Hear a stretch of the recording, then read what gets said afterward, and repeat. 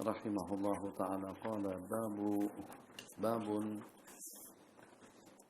fi salatil khusuf, bab yang menyatakan tentang sembahyang gerhana bulan dan matahari, sehingga sampai kepada peristiwa agung, fenomena besar seperti itu pun kita dikaitkan dengan sembahyang atau dikaitkan dengan ibadah. Dan kalau kita memperhatikan, memang tidak luput dan juga tidak lepas daripada makna Allah menciptakan manusia, wa ma khalaqtul jinna wal insa illa liya'budun, itu memang betul-betul untuk ibadah. Sedar atau tidak kita sadari, insan ataupun juga tidak, memang betul-betul segala aktiviti dan juga segala kegiatan kita itu dikaitkan dengan zikir, dikaitkan dengan doa, dan juga dikaitkan dengan ibadah. Dalam perjalanan Al-Isra wal Mi'raj, ternyata pada saat Nabi kita sampai ke Baitul Lahmin, Nabi kita diperintahkan untuk sembahyang 2 rakaat. Haitsu ulida fihi Nabiullah Isa alaihissalam. Tak lama kemudian Nabi kita diperintahkan sembahyang fi Tur Sina, haitsu kallamallahu Musa taklima. Jadi daripada 2 peristiwa dan juga daripada 2 tempat persinggahan baginda Nabi pada malam hari itu, ulama mengatakan tidak ada masalah yang kalau pada waktu dengan kita berkunjung ke tempat-tempat tertentu dengan kita melaksanakan sembahyang, atau pada waktu dengan kita datang di tempat-tempat yang mulia, kalau tidak ada anjuran secara khusus pun tetap tidak ada larangan. Paling tidak ada larangan. Tapi kalau berpanduan kepada kejadian tadi itu, elok dengan kita kalau pada waktu kita sampai ke tempat-tempat istimewa, ke tempat-tempat mulia, dengan kita melaksanakan sembahyang. Katakanlah pada waktu dengan kita menziarahi Jabal Nur, Jabal Tur, Jabal Rahmah, kan banyak jemaah yang bersembahyang di situ, sehingga sampai jadi perbuatan dan juga sampai dipermasalahkan oleh mereka di sana karena terlampau sempitnya ufuk wawasan pemikiran mereka, sehingga sampai dikatakan itu adalah amalan bid'ah, sembahyang di atas Jabal Nur. Tidakkah Nabi kita bertahanus, Nabi kita beribadah di Jabal Nur atau di Gua Hira, yatahannasu layaliya dawatil adad. Nabi kita beribadah dalam hitungan beberapa malam, summa yatazawwadu limislihi. Kemudian Nabi kita membuat bekalan seumpamanya untuk patah kembali.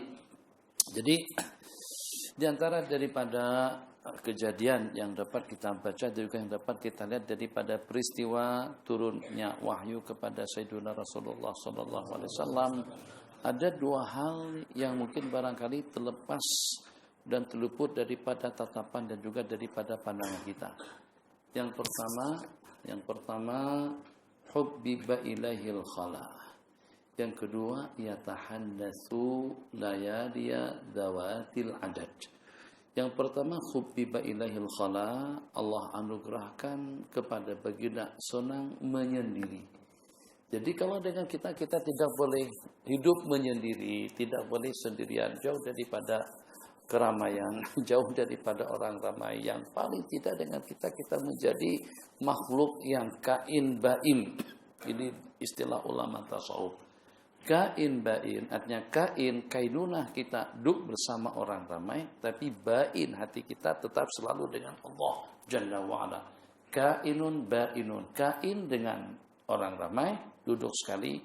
Jadi dengan di tempat etikapnya, di tempat pengajiannya, di tempat ibadahnya, tapi dalam arti yang sama bainun, bananya binu menjauh, tapi menjauh daripada mereka. Hati dengan orang ramai, jasmani dengan orang ramai, tapi hati nurani kita dengan Allah Jalla wa'ala. Ini paling tidak kita mampu seperti itu pada waktu kita di masjid. Di sekeliling kita kain, duduk sekali dengan orang masjid, duduk sekali dengan orang ramai, tapi hati kita hanya dengan Allah Jalla wa'ala. Itu tidak akan mungkin dengan peralatan komunikasi. Selama ada alat komunikasi di tangan kita, tidak akan mungkin kita menjadi insan kain bain. Kita menjadi kain 2 kali. Tidak akan menjadi kain bain. Ada kain kana bersama, ada bain, artinya terputus. Tidak mungkin kita akan menjauh daripada suasana dan keadaan kalau seandainya ada peralatan komunikasi di tangan kita. Satu. Kedua, Nabi kita hubbiba ilahil khala.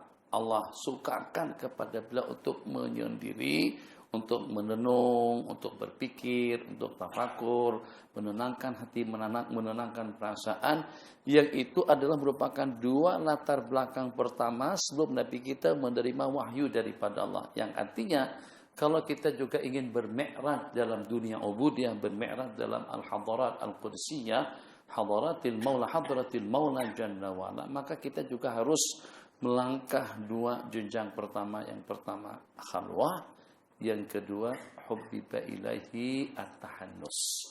Al-khala wa yatahannasu. Jadi kita sekarang kalau kita menyendirinya kita sekarang justru kita bersama keramaian. Menyendirinya baginda Nabi pada seketika itu justru untuk melaksanakan ubudiyah kepada Allah. Satu. Di antara daripada yang dapat kita pelajari juga daripada kejadian tersebut, apa ini menyimpang daripada tajuk, tapi ada hubung kaitnya yang dengan kita dalam kegiatan, dalam aktiviti, dalam keadaan yang seperti apa saja, kita tidak luput daripada pedoman hukum dan tidak akan lepas daripada pedoman zikir, bacaan, dan ibadah. Jadi di situ dinyatakan selepas Nabi kita bertahalli, terus Nabi kita bertahanus, melaksanakan ibadah, layania dalam beberapa malam, dawatil adat dalam hitungan beberapa waktu. Kemudian selepas itu Nabi kita balik ke rumah dan dibekali kembali oleh Sayyidatuna Khadijah radhiyallahu taala anha untuk perjalanan waktu tahanus, waktu ibadah yang seumpamanya. Maknanya apa? Maknanya kita dapat membuat satu pandangan atau juga membuat satu pengamatan. Masya Allah tabarakallah, pada waktu Nabi kita berkawin dengan Sayyidatuna Khadijah radhiyallahu taala anha, yang usia baginda Nabi pada saat ketika itu tidak lebih daripada dalam 25 tahun, dan turunnya wahyu yang pertama kepada baginda setelah usia baginda 40 tahun. Oke, berarti sebelumnya usia Nabi kita masih kurang daripada 40 tahun. Usia dalam 40 tahun itu insya Allah dengan semangatnya, dengan darahnya, masih kita katakan darah muda, semangat muda, dan juga dengan kemampuan dan juga dengan kekuatan, insya Allah tidak seperti dengan kita yang kita setelah berumur 60 tahunan ke atas. Nah, ternyata orientalis mengatakan bahwasanya Nabi kita itu syahwani, dulu Syekh Muhammad Ali As-Sabuni atau juga dengan ulama-ulama lainnya memberikan dua jawaban kepada kita, memberikan dua panduan kepada kita untuk kita menolak tuduhan dakwaan yang mengatakan bahwasanya baginda Nabi itu gila, syahwani, kuat nafsu, atau mereka katakan rajulun syahwani. Kalau bahasa kami sana gila hubungan itu.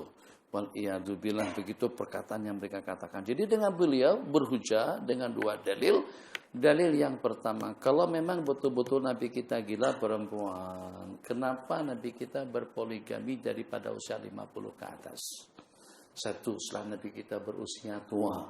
Sebab Nabi kita menikah dengan Sayyidatuna Aisyah, dengan Sayyidatuna Hafsah, dengan Sayyidatuna Ummu Salamah, dengan Sayyidatuna Ummu Habibah, dengan Sayyidatuna Allahumma shalli sayyidina Muhammad Sauda, dan juga yang lainnya, Zainab binti Jahash, Zainab bintil Haris. Itu kesemuanya pada Nabi kita setelah hijrah ke Madinah. Nabi kita hijrah ke Madinah 40 tahun. Terpilih sebagai Nabi dan Rasul, tambah 13 tahun di Mekah, berarti pada usia 53 tahun. Nabi kita hijrah ke Madinah pada masa usia 54. Dari usia 54 itulah Nabi kita berpoligami. Jadi selepas usia lanjut, setelah berusia tua, baru Nabi kita kawin sampai terkumpul. Semuanya tidak kurang daripada dalam 11 orang, dan terkumpul pada masa yang sama tidak lebih daripada 9 orang. Satu.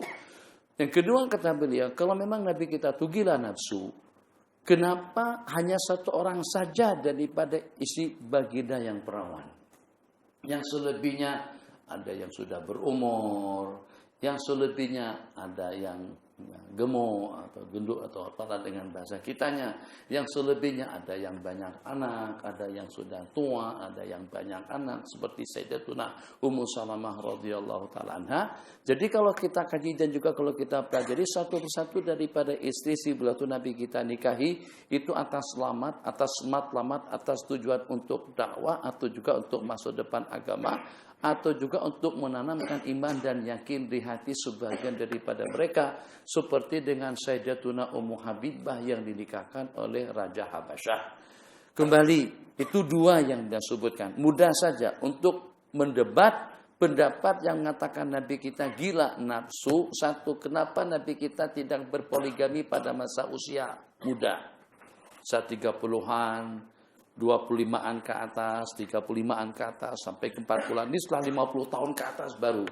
Kemudian kenapa cuma hanya satu yang perawan, yang gadis, yang darah. Yang selebihnya sebagaimana kita tahu.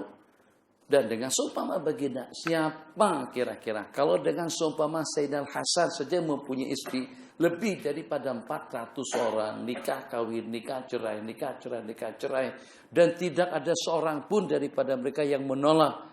Kalaulah dengan Sayyidina Ali memberikan amaran dan peringatan kepada warga Kufah agar tidak ada seorang pun daripada mereka yang berkenan untuk menerima lamaran daripada baginda Al-Hasan ibni Ali radhiyallahu ta'ala anhuma, ternyata jawabannya daripada mereka dibalik sebalik daripada keinginan yang beliau inginkan.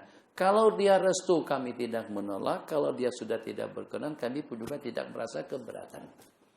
Kenapa? Ada dua kenapanya. Kenapa? Yang pertama, siapa yang tidak mau mendapatkan menantu daripada ahli surga?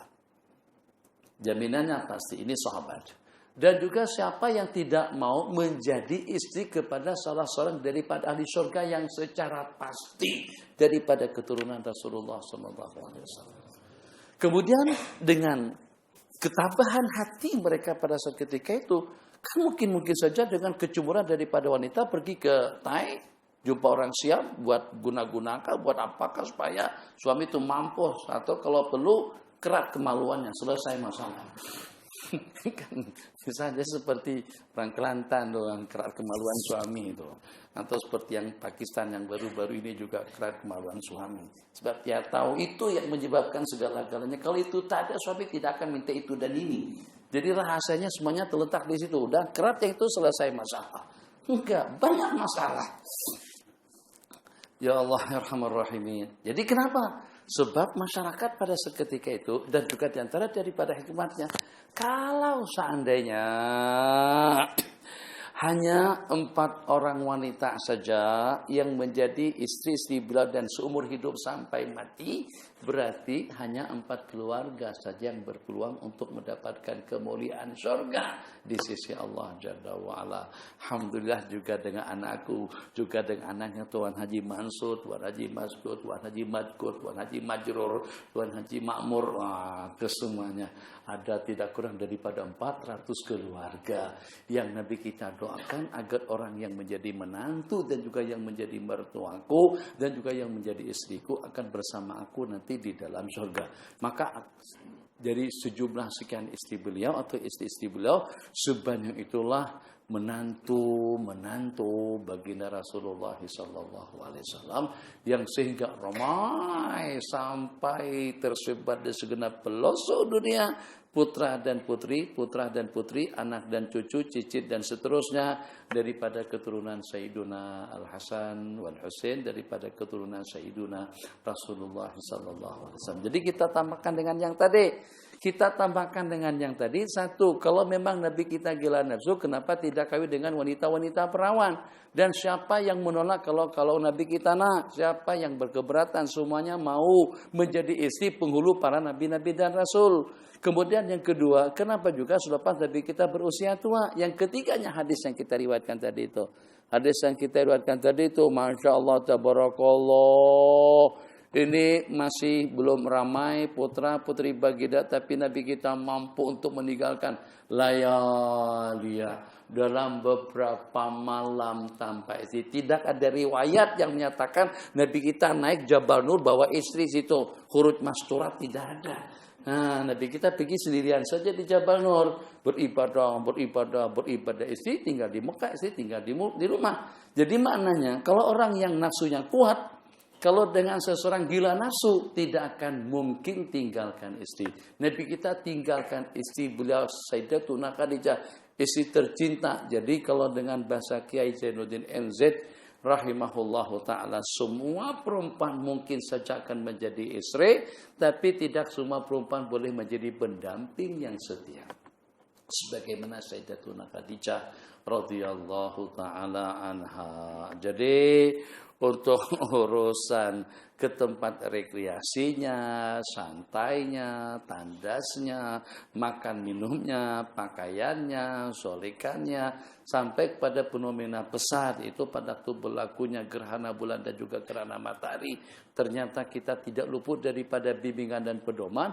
Ya ima dengan kita dipandu dan dibimbing dengan sembahyang sunat, sebagaimana daripada beberapa peristiwa sembahyang minta hujan, sembahyang gerhana matahari, sembahyang gerhana bulan, tahiyatul masjid, al-awwabin, sembahyang sunat wudu, sembahyang sunat ihram, sembahyang sunat qatar, sembahyang sunat musafir, sembahyang datang daripada bepergian, duha, awabin, banyak jenis-jenis sembahyang.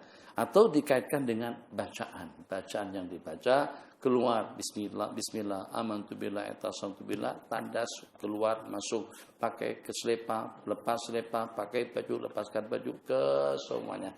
Dari sana dapat kita buktikan memang betul seperti yang Allah firmankan di dalam Al-Qur'an, yang dengan kita ini diciptakan Allah hanya semata-mata untuk ibadah.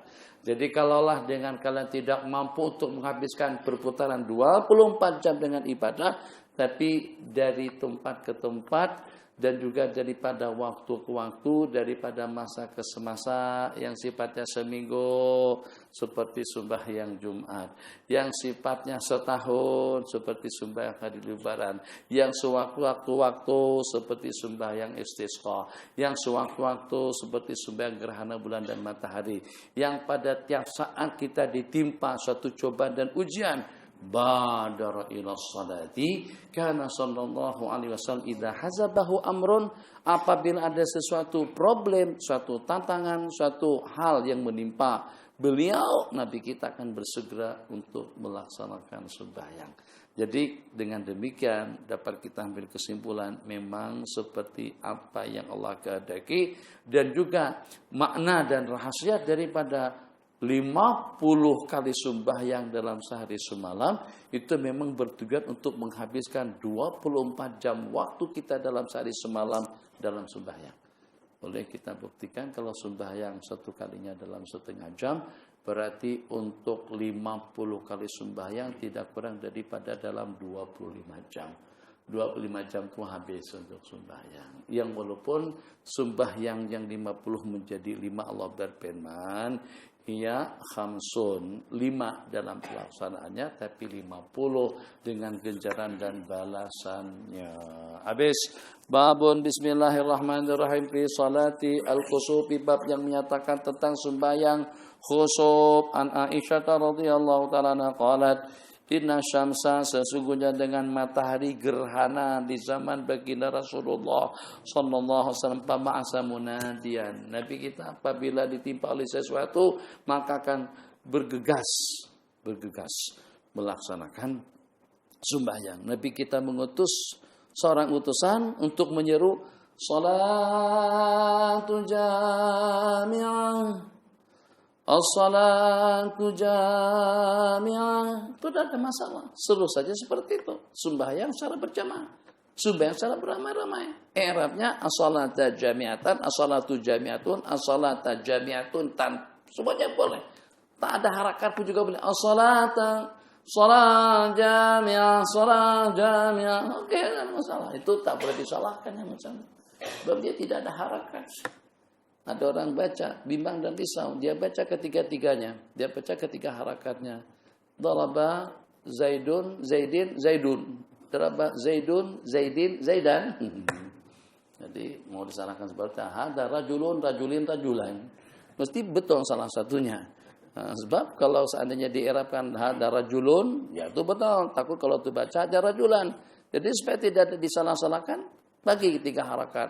Rajulan, rajulin, rajulun. Jadi kira-kira yang mana yang salah? Salah semuanya tidak akan, benar semuanya pun juga tidak mungkin. Qala salatu jami'ah. Fataqaddama, selepas orang berkumpul Nabi kita tampil. Terus Nabi kita melaksanakan 4 rakaat dalam 2 rakaat sembahyang. Maksudnya 4 rakaat di sini pada tiap rakaat itu terdiri daripada 2 kali berdiri. Memang agak lain daripada yang lain. Kelainannya tiap rakaat 2 kali berdiri, 2 kali baca Fatihah, 2 kali baca surat dan juga 2 kali ruku dengan 2 kali i'tidal. Qala fi rak'ataini wa arba'i sajadatin.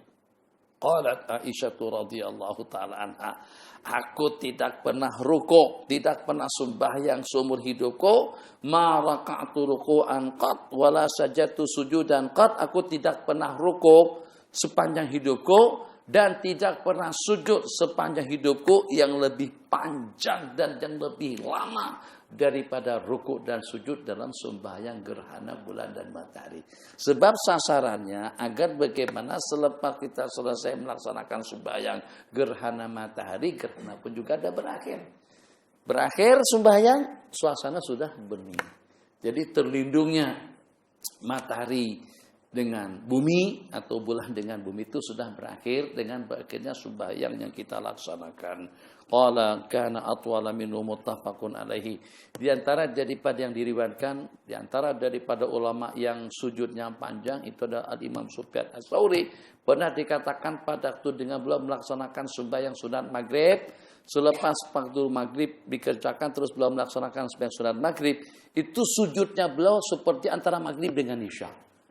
Beliau sujud yang ada keperluan ke tandas, keluar dari tandas berwudu, masuk kembali ke masjid ke surau, masih sujud lagi. Ada juga yang balik ke rumah, katakan saja balik ke rumah makan minum apa segala macam, begitu balik ke masjid beliau masih sujud lagi. Kalau kita dah tertidur kalau dah tidur. Lanjut sujud.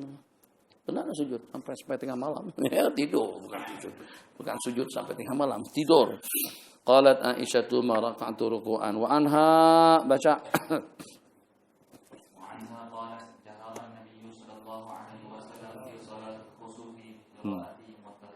Jadi kadang-kadang kita perkara-perkara kecil itu tidak terperhatikan.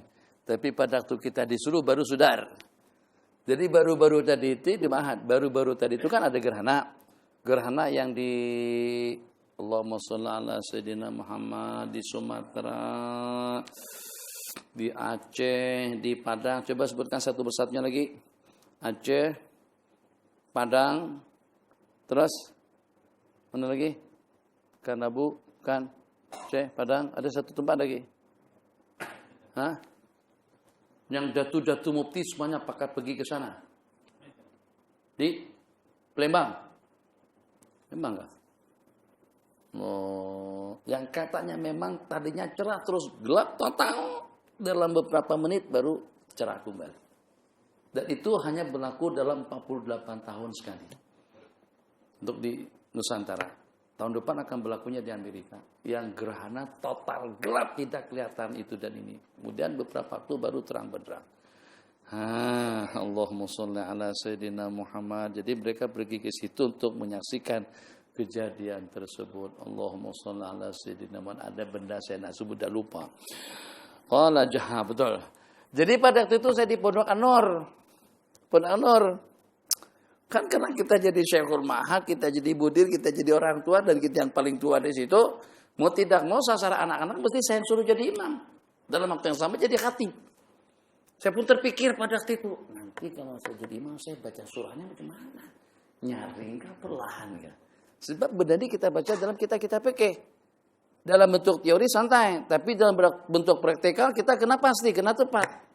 Ini sembahyang gerhana matahari pada pukul 9, pukul 10 lebih kurang pada waktu itu. Akhirnya kelang kabut juga. Ini bacanya nanti nyaring kah, perlahan-lahan kata seperti apa. Akhirnya balik ke rumah buka kitab, buka. Alhamdulillah di rumah ada kitab Tahdzibul Mishkat. Terlihat hadis yang tadi itu. Jaharan Nabiyyu. Nabi kita membacanya jahran, baca nyaring. Diingat. Macam itu juga. Dan kalau pada waktu buat salat tasbih kena fokus betul.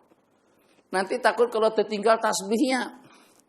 Allahu Akbar. Waladhdallin. Bismillahirrahmanirrahim. Lam yalid wa lam yulad lam yakul lahu kufuwan ahad. Allahu Akbar. Sami'allahu. Tasbih 10 kali di waktu ruku, tasbih 10 kali di waktu i'tidal. Kita kalau tidak fokus, kalau tidak konsentrasi, akhirnya sudah terbawa-bawa dengan kebiasaan. Macam itu juga dengan sembahyang jenazah. Pastiin dulu ini mati nih, orang mati depan. Takut nanti kalau kedengaran makmum, kalau tersalah tapi kita yang tahu tak ada masalah. Kalau tersalah orang tahu jadi problem betul. Paling tidak memalukan. Tahu Allahu Akbar. Wajah berarti totoros. Nah, sembahyang jenazah tidak ada wajah lagi. Sembahyang jenazah langsung baca Fatihah. Tuh. Orang Mekah yang balik dari Mekah setelah berpuluh-puluh tahun duduk di Mekah, tergamam pada waktu disuruh jadi imam, tak teringat. Padahal sebenarnya tuh saban hari kejadian-kejadian seperti itu, saban hari ada salat jenazah. Tapi kena tergamam dengan keadaan, begitu disuruh jadi imam, takbir Allahu Akbar, terus rukuk, Allahu Akbar. Apa yang dirukukkan? Ini sembahyang orang mati tidak ada rukuk. Perasaan sedar, baru takbir, salam kanan kayak gini. Setelah salam, tadi rukuk. Enggak, rukuk itu hanya harapanku atau permohonanku kepada Allah. Aku melihat Allah perlihatkan kepada saya terlampau banyak sungguh dosa kesalahan si mati. Maka aku memohonnya sampai aku rukuk tadi di hadapan Allah Jalla wa'ala. Bodoh dia tapi pintar, Masya Allah. Tuh kena dalam keadaan. Jadi macam juga doa khutbah, hati-hati. Kadang-kadang kita kena saking semangatnya di atas mimbar, terlupa rukun-rukun khutbah. Baru perasan selepas sembahyang atau setelah salat Jumatan selesai kita laksanakan. Nah, yang diantaranya sembahyang kusuf. Sebab sembahyang kusuf ini setelah rukuk, lam yalid wa lam yulad wa lam yakul lahu kufuwan ahad. Allahu Akbar. Rukuk yang paling panjang rukuk dalam sembahyang kusuf. Matahari itu juga belum sujud, rokok.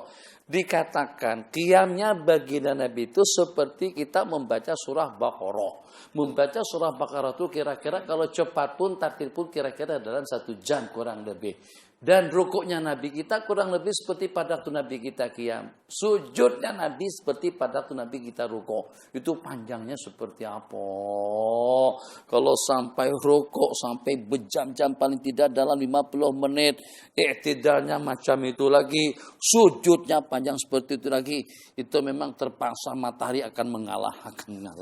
Okelah kata mati, aku akan bening lah saudara. Kalau begini panjangnya sembahyang kalian, gerhana akan berakhir seketika itu juga. Bukan begitulah bahasanya. Tapi lebih kurangnya agar selesai sembahyang gerhana kita laksanakan. Dan juga dengan gerhana pun juga sudah berakhir. Kalau seandainya kita laksanakan secepat kilat dengan 2 rakaat sembahyang saja, itu sudah memadai. Bismillahirrahmanirrahim. Jaharan Nabiyyu sallallahu alaihi wasallam fi salatil khusuf bi qiraatihi muttafaqun alaihi. Ada hikmatnya. Coba saja sembahyang yang sir. Seperti sembahyang kusuf bacanya seperti kita baca surah Baqarah panjang tapi tak kedengaran sama makmum. Anda rasa makmum tuh khayalan sudah kesana kemari. Pokoknya macam-macam. Makmum dengar saja. Ikan imam baca sir dari itu. Jadi kita makmum di belakang kita tak dengar apa-apa. Pokoknya semua perkara atau juga semua problem, semua catatan, semua penyakit, semua hal-hal yang ada dalam kehidupan kita itu akan terlintas dalam benak kepala kita pada waktu kita berdiri di saat kita tidak mendengar bacaan daripada imam. Tapi kalau pada waktu bacaan imam itu kedengaran, ya paling tidak telinga kita mendengar. Yang walaupun mungkin saja kita tidak khusyuk dan juga tidak tadabbur dengan bacaan yang dibaca. Tapi kalau tidak kedengaran langsung,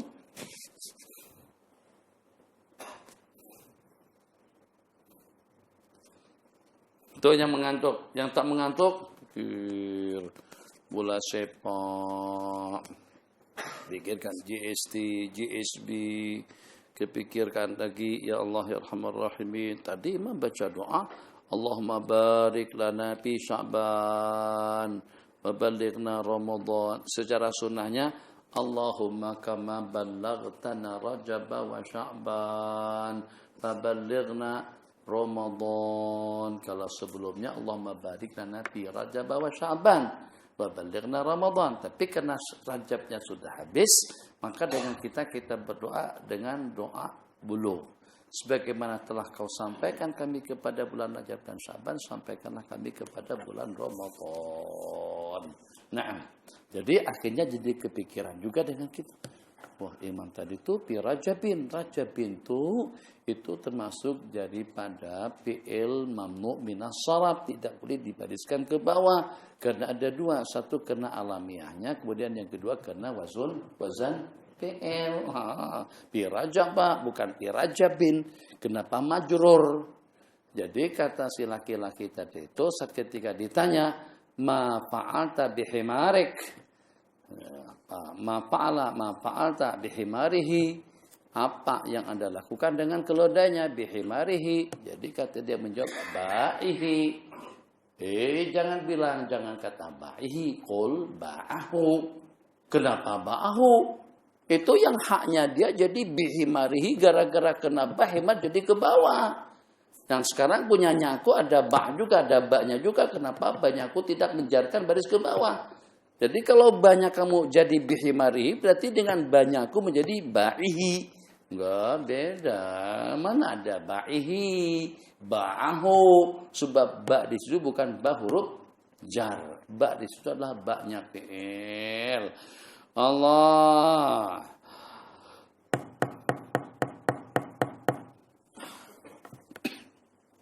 Dikuat. Assalamualaikum. Pengemis ini datang ke rumah orang yang ahli nahu, pandai bahasa Arab, pandai bahasa Arab, yang pernah belajar nahu. Jadi kata si tuan rumah itu ahli nahu. Man bil bab. Siapa yang mengetok pintu itu? Atau siapa di luar? Man bil bab, siapa di luar? Jadi si pengemis itu juga pernah belajar bahasa Arab. Dia guna bahasa Arab yang secara fusha. Sa'ilun. Artinya pengemis. Man bil bab, siapa di luar? Sa'ilun, pengemis. Qala munsarif. Maksudnya sa'ilun itu isinya munsarif. Boleh menerima tanwin dan juga boleh dibariskan ke bawah. Itu maksud daripada munsarif. Tapi si yang di luar tadi itu paham. Munsarif maksudnya balik. Tidak ada apa-apa yang boleh saya berikan kepada kamu. Munsarif, balik saja. Tak ada apa-apa. Itu diantara daripada lelucon bahasa Arab. Allah babun fi salatil khusuf. Baca wa an Abdullah ibn Abbas radhiyallahu taala anhuma qala. Ni tengok ni rincian atau huraian daripada riwayat Al-Imam Bukhari dan Muslim dan diriwayatkan sebelumnya. Qal in khasafati syamsu ala ahdi Rasulillah sallallahu alaihi wasallam. Telah berlaku gerhana matahari di zaman Rasulullah sallallahu alaihi wasallam. Fasalla, maka Nabi kita pun bangkit melaksanakan sembahyang bersama para sahabat wa nasu ma'ahu. Faqama qiyaman tawilan, terus Nabi kita membaca, Nabi kita berdiri dengan bacaan yang panjang seperti kita membaca surah Baqarah. Kemudian Nabi kita rukuk yang panjang. Kemudian baru Nabi kita bangkit, faqama qiyaman tawilan. Kemudian Nabi kita berdiri lagi dengan qiyam yang panjang, tapi agak kurang sedikit daripada qiyam yang pertama.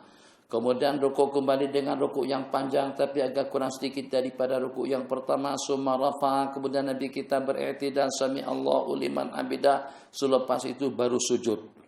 Summa qama faqama qiyaman tawilan wa maduna qiyamil awal summa raka ruku'an tawilan wa maduna ruku'il awal summa raka fa wa sajada summa sarab. Kemudian Nabi kita salam qala qad tajallat asy-syamsu. Selepas Nabi kita salam, gerhana pun juga sudah berakhir. Kemudian baru Nabi kita menyampaikan pesan khutbah.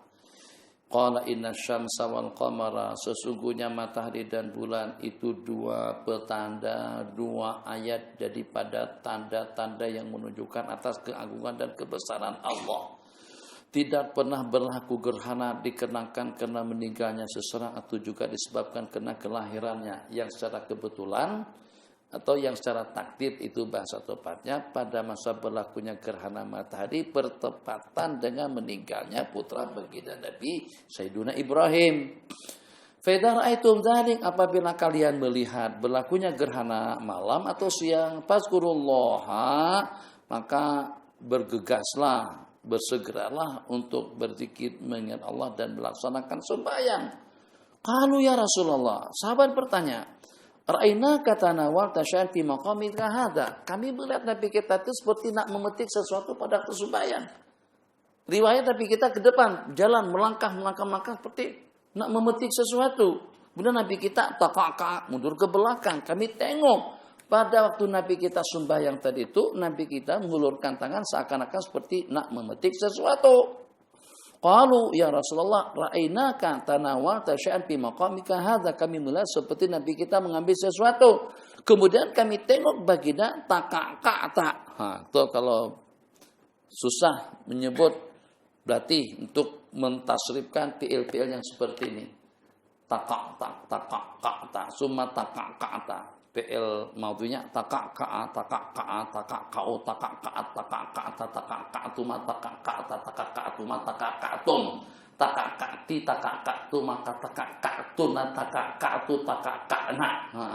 ya takakkaku ya takakkaan ya takakkauna. Itu berarti begitu susah. Tapi hebatnya orang kita Melayu bukan cuma hanya bahasa Arab yang ditasrif.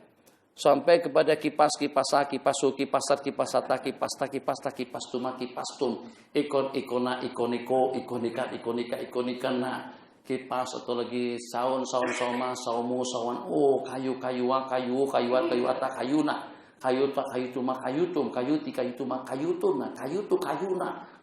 Lebih hebat lagi daripada orang Arab buat tasrifan. Sampai orang Arab jadi bingung. Ini isyad daripada mana? Astagfirullahaladzim. Mija, mijaya, mijayu, mijayat, mijata, mijaina. Qala bismillahirrahmanirrahim. Summa takakata. Faqala ini ra'aitul jannah. Sebelum ada parabola, sebelum adanya enjoy, sebelum adanya estro, sebelum adanya stelet, ternyata Nabi kita bersabda, aku melihat dan menyaksikan surga di hadapanku. Pada masa sembahyang tadi itu. Ra'aitul jannata. Fatanawaltu minha dan maka aku pun mengambil setandan daripada buah-buahan yang ada di dalamnya. Walau akhadtuhu, seandainya aku ambil, tadi aku udah nak ambil tapi tak jadi, Nabi kita mundur. Seandainya aku ambil buah tadi itu, la'akaltu minhu ma baqiyatid dunya. Kalian akan memakannya sepanjang umur dunia. Nikmat dalam surga itu tidak pernah habis. Kenikmatannya tidak pernah berakhir. Makanya hadis yang diriwayatkan tentang ahli surga, pada waktu ahli neraka ternampak teman yang pernah dia bantu atau seseorang yang pernah dia hadiahi satu gelas air minum, satu botol air minum, dia ternampak dengan yang pernah dibantunya tadi itu menuju pintu gerbang surga, dia langsung menjerit. Katanya, "Hei Fulan, awak kenal aku tak? Kamu kenal saya tak?" Jadi kata ahli surga tadi itu, kamu siapa sih sebenarnya? Aku adalah orang yang kamu pada waktu di dunia pernah minta secopak, pernah meminta satu gelas air. Maka mohonkanlah syafaat kepada Allah Jalla wa'ala. Maka dengan hamba Allah tadi itu melaporkan kepada Allah Jalla wa'ala, aku telah disuruh oleh salah seorang daripada ahli neraka, confirm akan masuk neraka atau menuju pintu gerbang neraka. Jadi pada saat ketika itu dia tanyakan, awak kenal aku? Saya katakan, kamu siapa? Kata dia, dialah yang pernah memberikan kepadaku satu gelas air minum. Dan katanya, mohonlah syafaat kepada Allah. Maka aku memohon syafaatmu ya Allah. Fasyuffi'a fihi. Kenapa? Sebab ulama mengatakan permintaan daripada ahli surga untuk sesiapa saja tidak pernah ditolak. Sekarang kalau dengan baginda Nabi meminta agar dengan Abu Talib, atau juga dengan Abdul Muttalib, atau juga dengan mak dan ayah beliau, agar Allah karuniakan surga kepada mereka, agak-agaknya Allah tolak. Nah, jadi kalau seperti itu hakikatnya tak payahlah dengan kita komen menyebut itu dan ini tentang keluarga baginda Nabi, tentang pak saudara beliau Abu Thalib yang membela, yang mendidik, yang membesarkan, yang memberikan pelindungan dan juga yang menjadi perisai penyelamat bagi Nabi luar dan dalam sepanjang beliau hidup. Jadi jangan sampai kita lasa atau juga keterlaluan seperti Salafi dan Wahabi dengan sepenuh mulut mengatakan Abu Thalib masuk neraka, bahkan sampai pada kedua ibu bapa baginda. Ibu bapa baginda suatu Nabi kita menjadi Nabi dan Rasul, kedua-duanya sudah meninggal dunia. Kenapa sampai dikatakan daripada ahli neraka, wal iyadzubillah. Seandainya aku mengambilnya, niscayalah kalian akan memakannya sepanjang hidup. Wa ra'aitu nara, dan aku menyaksikan api neraka. Falam arakal yaumi manzaran qatta adha, dan aku tidak pernah melihat pemandangan seperti pada peristiwa itu. Aku tidak pernah melihat keadaan yang lebih jijik, buruk ataupun juga dahsyat daripada pemandangan itu. Dan aku melihat kebanyakan daripada ahli-ahlinya di kalangan kaum wanita. Memang secara jujur saja perempuan itu banyak merepek. Kita ini memang banyak ngobrol, banyak cakap, tapi pun lebih banyak cakap lebih. Kalau tak percaya, 30 di sini, 30 di sebelah sana. Tutup pengajian, jangan yang bercakap. Pengajian setakat ini kita istirahatkan, kita rehatkan.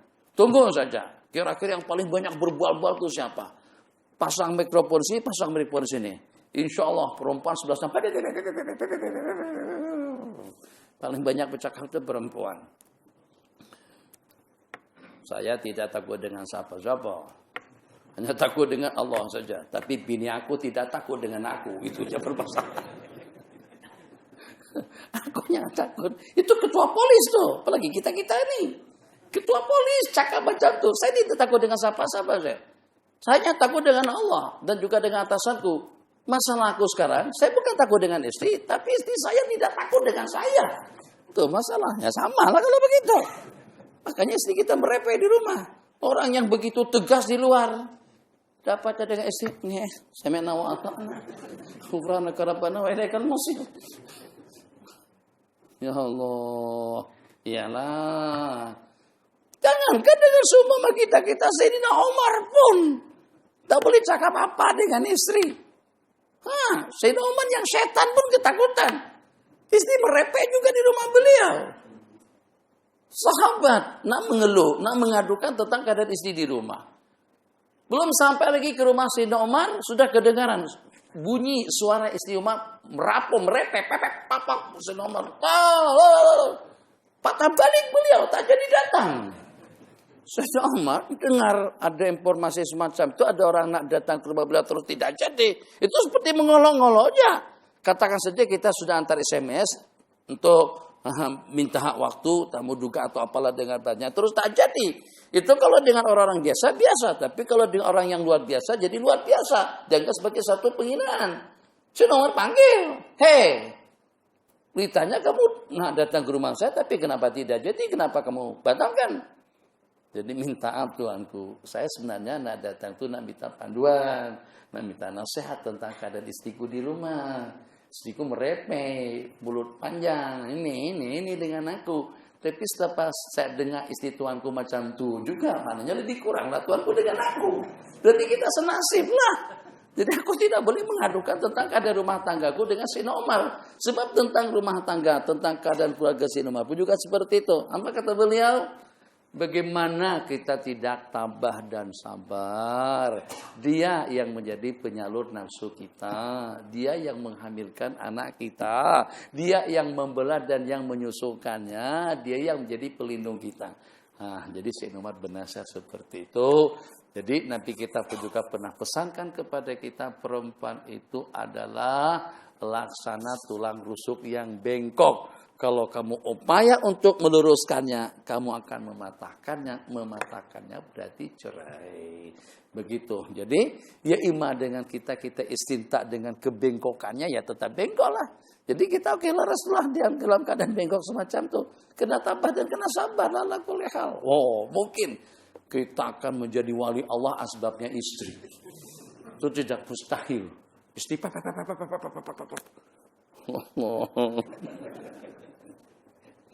beratnya. Nangis kita di hadapan Allah Jalla wa'ala. Naik martabat kita begitu tinggi. Ibadah tak kuat mana. Sembahyang tak banyak mana. Puasa gestrik. Sedekah bengkrap. Duit habis. Tapi bagaimana kamu menjadi orang yang diistijabahkan Allah doa permintaannya? Allah istijabahkan doa permintaanmu sebab kamu punya istri 4 semuanya merepek 9 hari. Kamu tabah dan sabar, angkat Allah angkat martabat dan kedudukanmu karena atas ketabahan dan kesabaran Anda. Yang tadi malam itu kan ceritanya itu Allah ijabahkan doa permintaan kalau untuk turun hujan. Sudah kan tadi malam sudah saya ceritakan untuk turun hujan. Itu kata beliau berkat daripada Al-Quran. Sebab aku mempunyai 3 khataman. Khataman yang pertama tiap minggu untuk mendapatkan ganjaran dan pahalanya. Khataman yang kedua itu tiap bulan untuk aku bertazawuk menikmati bahasa Al-Quran dengan keindahannya. Khataman yang ketiga itu sejak 15 tahun yang lalu belum khatam-khatam lagi. Sebab aku tidak akan melangkah kepada ayat-ayat yang berikutnya. Melainkan setelah aku amalkan dan selepas aku praktekkan terlebih dahulu. Qala bismillahirrahmanirrahim. Hadis. Yaqulu wa ra'aitu aksara ahliha, dan aku melihat kebanyakan daripada penghuni-penghuninya itu di kalangan kaum wanita. Jadi perempuan pun komplain, ya Allah kenapa? Jadi kami, ya memang dia paling banyak jumlah bilangan manusia itu perempuan.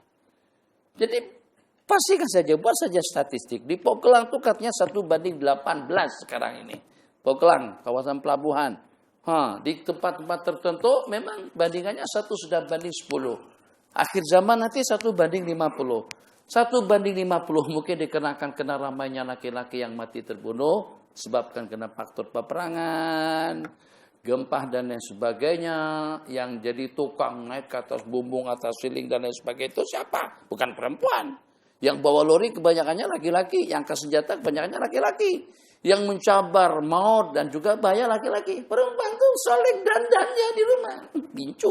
Tak bakalan mati pada waktu begincu. Laki-laki angkat senjata. Laki-laki atas bumbung naik tinggi sekali. Itu yang membersihkan apartemen-apartemen tinggi itu. Yang pakai tali itu siapa? Laki-laki. Mana ada perempuan.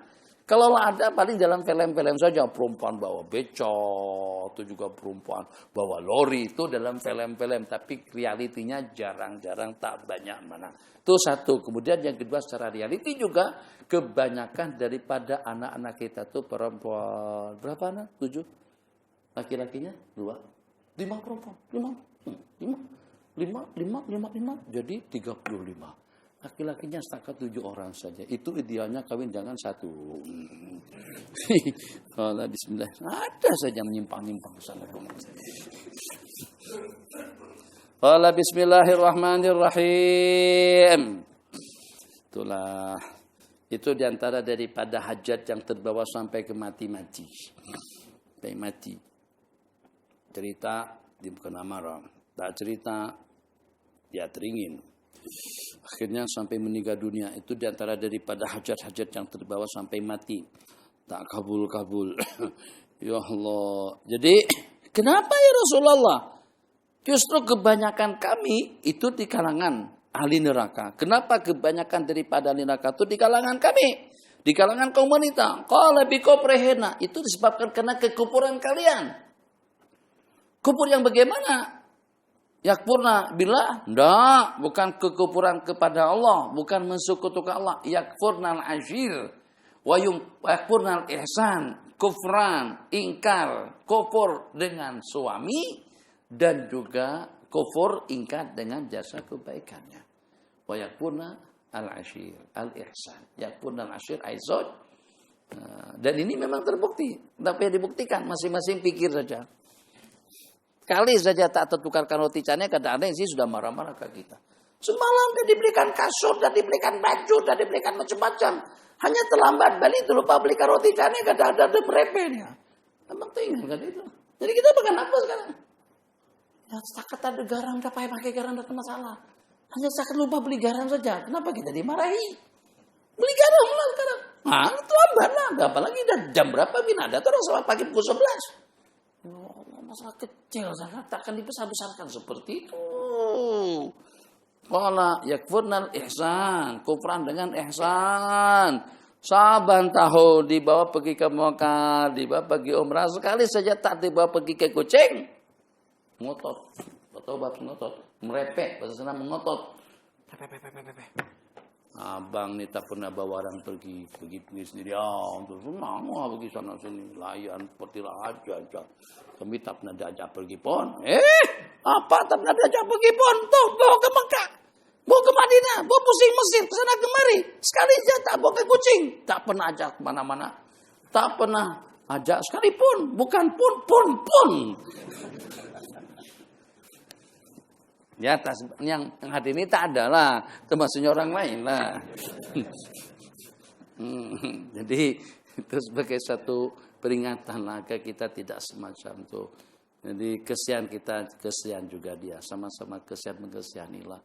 Jadi kita juga patut kita memberikan ketabahan yang lebih bijak, sana, sabar, tabah kepada dia juga lebih. Kenapa? Abang mengorok aja malam tidurnya. Yang bilas pakaian siapa? Yang basuh sidai makan siapa? Yang ayunkan pakaian siapa? Yang masak siapa? Istri. Dapat anak, abang cuma tahu buat kerja bakti aja semacam. Sementara yang hamilnya siapa? Dia. Yang ngidamnya siapa? Dia. Yang hamil besar bawa perut berat. Nanti tengok perut istri pada waktu hamil. Kita pikir lembut begitu udah keras. Nanti pegang, tahu kan? Belum tahu lagi. Nanti kalau pada waktu istri hamil, pegang perut istri pada waktu hamil itu macam mana? Keras banget. Ya manusia ada di dalam situ. Coba bayangkan manusia yang semacam kita ini ada di dalam. Kadang-kadang perut lebih ke sini. Berat ke sini kan? Kadang-kadang pindah ke sini. Kadang-kadang ke ulu hati, naik kepala. Mungkin barangkali bakalan jadi penyerang nanti pada waktu. Jadi pemain bola sepak. Mak, istri. Kadang-kadang pada waktu kalau hamil besar itu jarang-jarang buang air kecil sampai puas. Sering tersekat-sekat. Pada waktu buang air kecil, entah macam mana, dia tumbuhkan kepalanya ke bawah atau dia tangannya dia gerakkan macam mana, tersekat. Coba macam mana rasanya kalau pada waktu kita tersekat buang air. Itu semuanya derita oleh istri, bukan kita. Kita tidur nyenyak mengorok aja. Buat kerja bakti, lempiaskan ke situ, akhirnya yang menyandangnya siapa? Istri. Ngidamnya dia, hamilnya dia, meranakkannya dia. Lepas itu membelanya lagi. Kemudian pada waktu sakit suami pura-pura tidur lagi. Allahu Akbar. Anak jelas-jelas menangis di samping. Bang, gantikan lampu anak. Tadi tak mengorok pun, begitu dengan lamping anak langsung mengorok. Akhirnya istri pula yang bangun, yang jaga istri dua waktu anak sakit, yang jaga anak dua waktu dia sakit, maknya dia. Kita tak ada, kita sewaktu-waktu saja. Bayan, dondoy. Istri, dondoy, bayan. Kita paling setengah jam boleh begitu.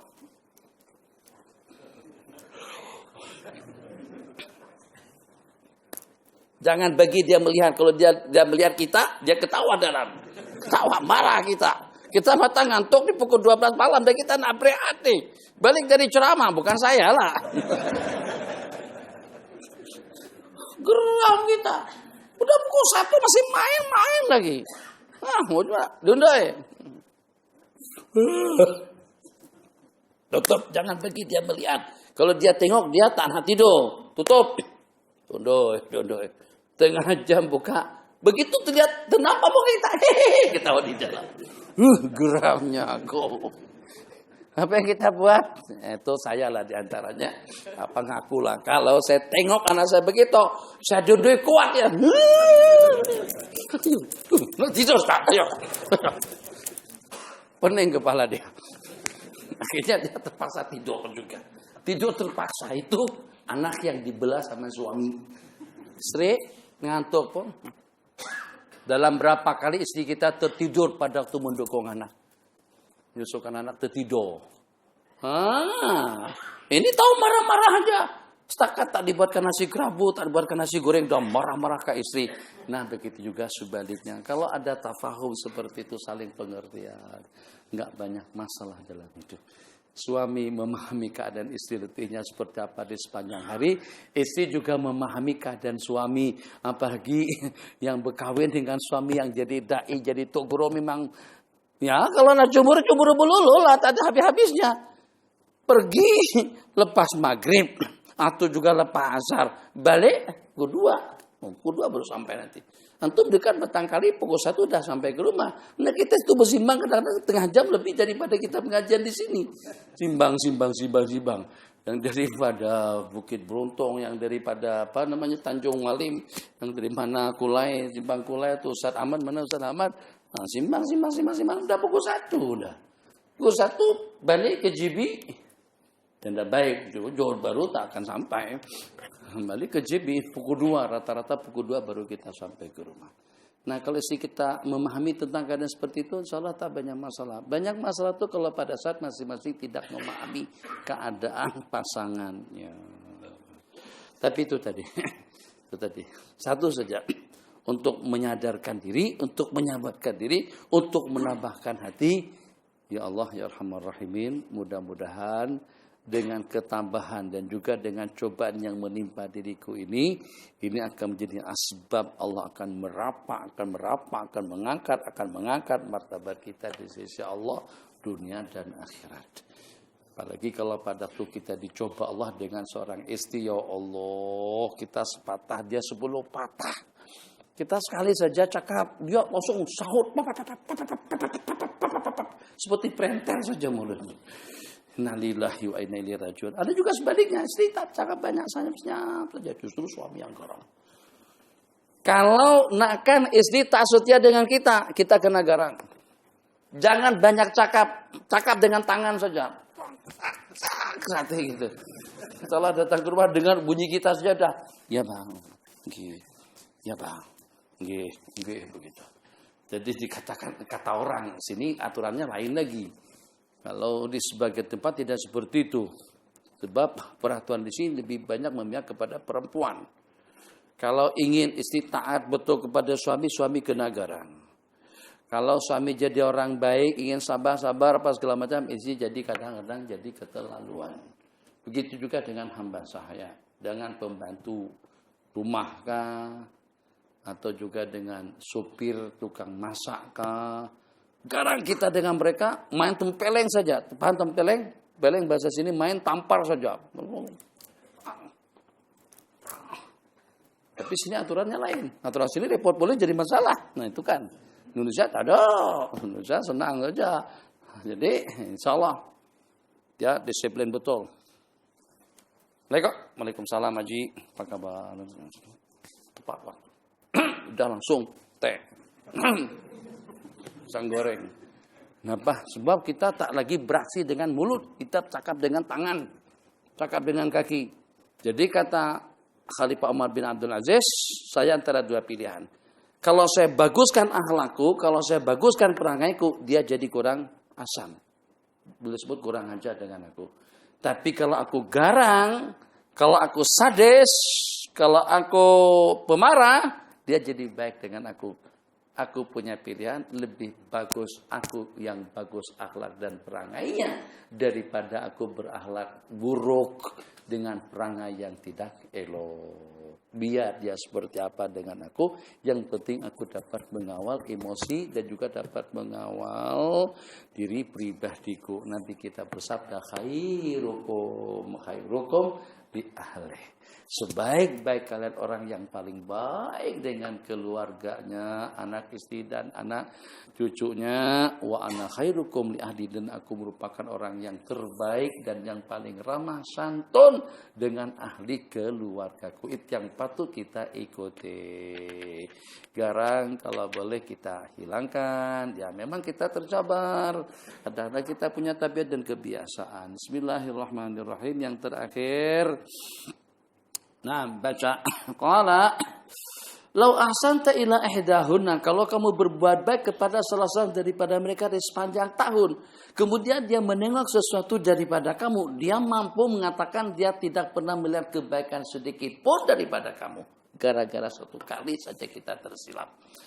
Riwayat qala, seperti riwayat Sayyidina Abdullah ibn Abbas qalat, summa sajada, kemudian Nabi kita sujud dengan sujud yang panjang, summan sarab, kemudian salam, dan gerhana pun telah berakhir. Selepas itu Nabi kita khutbah, fahamidallah wa asta'alai, Nabi kita mengucapkan hamdalah, sanjungan dan pujian kepada Allah. Summa qala inna syamsa wal qamara ayatani min ayatillah, sesungguhnya matahari dan bulan itu dua ayat, dua tanda daripada tanda-tanda kebesaran Allah. Tidak pernah gerhana dikenakan karena hidup dan matinya seseorang. Maka apabila berlaku, bersegeralah untuk berdoa, bertakbir, bersembahyang dan bersedekah. Summa qala ya ummat Muhammad, kemudian Nabi kita bersabda, wahai umat para sahabatku, wahai para umat Nabi Muhammad, wallahi Nabi kita bersumpah,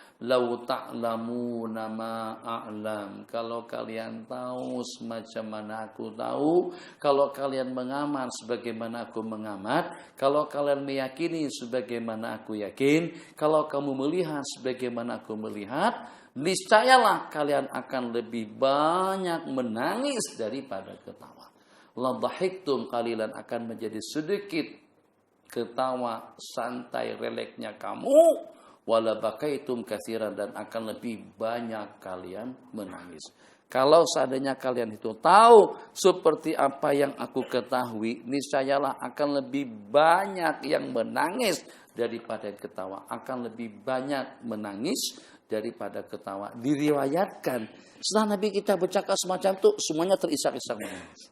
Nah, kita kalau diriwayatkan biasa cerita, Nabi kita berkata seperti itu. Ayo, terkesan apa kita? Ini kita yang mengaji nih, bukan cerita orang awam. Ini cerita yang mengaji, yang ada ilmu.